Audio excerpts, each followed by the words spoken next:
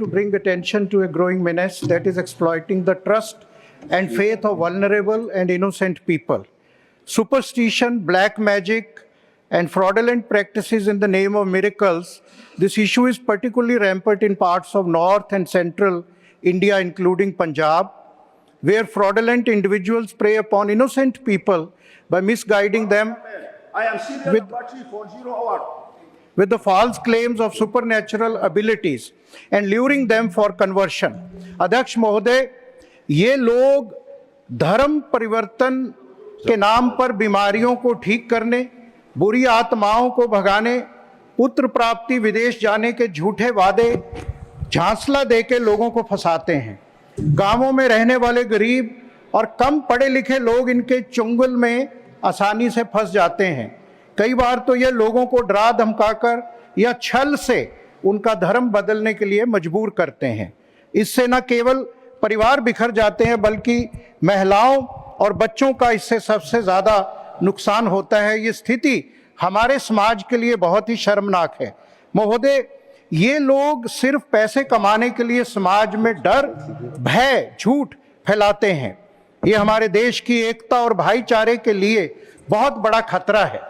महाराष्ट्र ने काले जादू और अंधविश्वास, मिरेकल्स के खिलाफ कानून बनाकर एक अच्छी मिसाल पेश की है।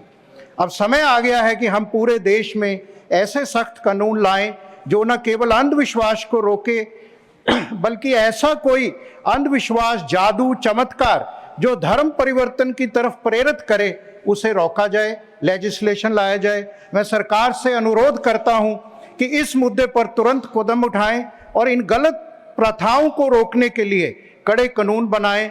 हम एक ऐसे समाज का निर्माण करने जहां अंधविश्वास, शोषण और धर्म परिवर्तन के लिए कोई स्थान ना हो।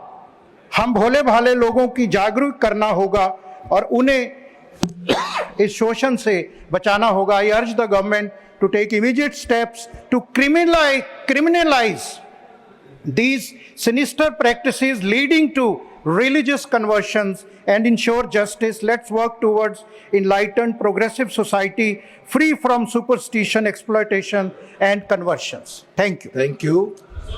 To bring attention to a growing menace that is exploiting the trust and faith of vulnerable and innocent people. Superstition, black magic, and fraudulent practices in the name of miracles. This issue is particularly rampant in parts of north and central India, including Punjab, where fraudulent individuals prey upon innocent people by misguiding them with the false claims of supernatural abilities and luring them for conversion.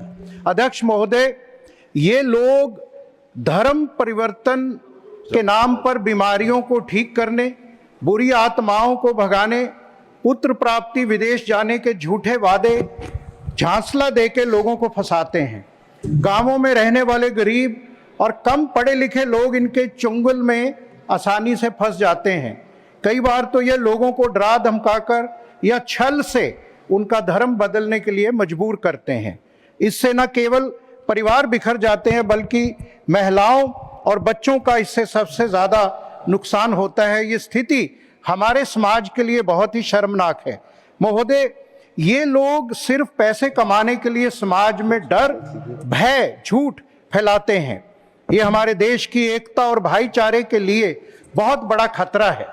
Maharashtra ने काले जादू और अंधविश्वास, miracles के खिलाफ कानून बनाकर एक अच्छी मिसाल पेश की है।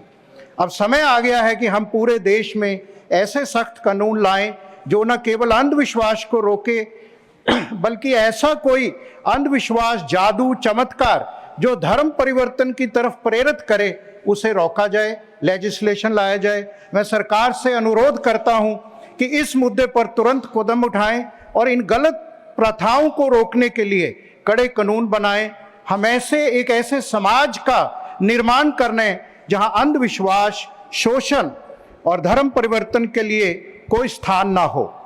हम भोले भाले लोगों की जागरूक करना होगा और उन्हें इस शोषण से बचाना होगा। I urge the government to take immediate steps to criminalize these sinister practices leading to religious conversions, and ensure justice. Let's work towards enlightened, progressive society free from superstition, exploitation, and conversions. Thank you. Thank you.